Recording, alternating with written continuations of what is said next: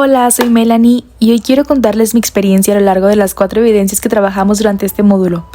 La verdad, cada una me dejó algo distinto, porque más allá de solo leer o investigar, me hizo pensar en cómo los acontecimientos del pasado siguen teniendo consecuencias en el presente. A veces no nos damos cuenta, pero todo lo que pasa en el mundo, como las guerras, los tratados, los cambios económicos y sociales, va formando el mundo en el que vivimos hoy.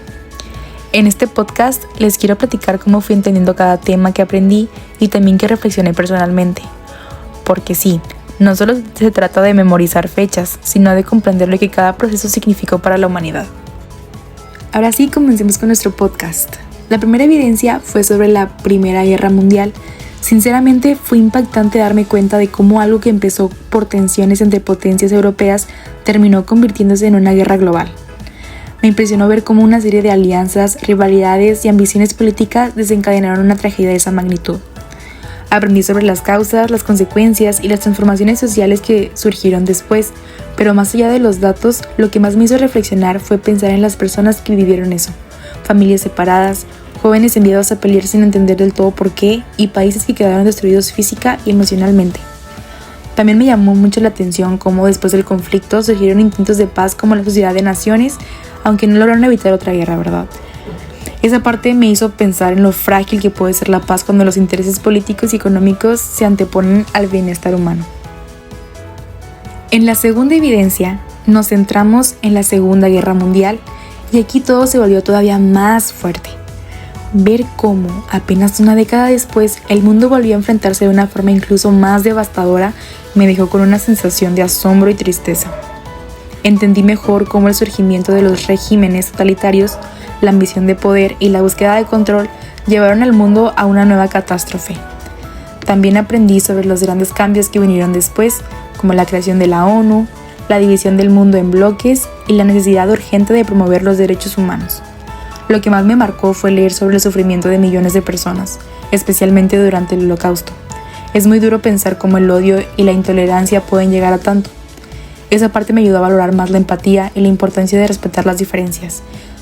Al final, entendí que aunque fue un periodo terrible, también fue un punto de partida para construir un mundo más unido. Ahora vayámonos con nuestra penúltima evidencia. Esta fue una de las que más me gustó, porque ya no se trataba solo de guerras, sino de cómo los países aprendieron a manejar sus relaciones de otra manera. La Guerra Fría me pareció súper interesante.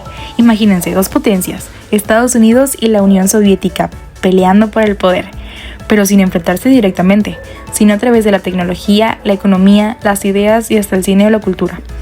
Aprendí que, aunque no hubo una guerra oficial entre ellos, el miedo era constante. La amenaza nuclear, la propaganda y la competencia ideológica marcaron toda una época. Y a la par surgieron organismos internacionales que buscaban mantener la paz y el equilibrio, como la ONU, la OTAN o el FMI. Reflexioné mucho sobre cómo, aunque el objetivo era evitar otra guerra mundial, los intereses de las potencias seguían dominando las decisiones globales. Aún así, fue interesante ver cómo muchos países encontraron espacios para desarrollarse y cómo poco a poco la diplomacia empezó a tener más peso que las armas.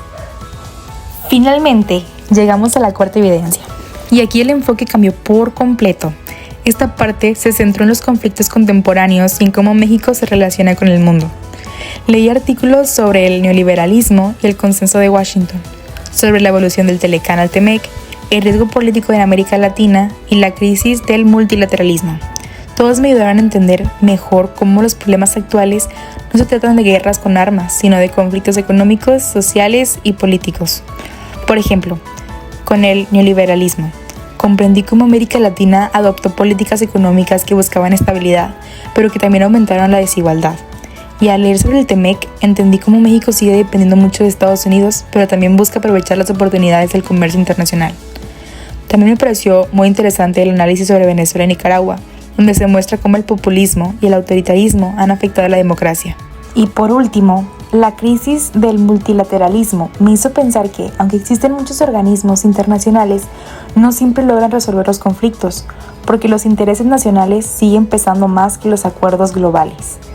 En resumen, esta evidencia me ayudó a conectar todo lo anterior: las guerras, los tratados, los cambios políticos y económicos, todo forma parte de una misma historia que aún se está escribiendo. Después de recorrer las 4 fases, me quedo con la idea de que entender la historia no es solo mirar al pasado, sino aprender de él. Cada evidencia me dejó una enseñanza diferente, desde la destrucción causada por la guerra hasta la necesidad de cooperación y diálogo entre los países. Hoy entiendo que todo lo que vivimos, como las crisis económicas, las tensiones políticas o los cambios sociales, tienen raíces en lo que ya ocurrió antes, y que al final la historia siempre tiene algo que enseñarnos si sabemos escucharla. Realmente disfruté este recorrido.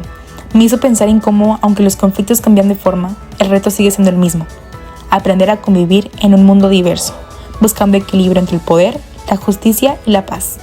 Soy Melanie y este fue mi podcast sobre las 4 fases del módulo. Gracias por acompañarme en este viaje histórico y reflexivo.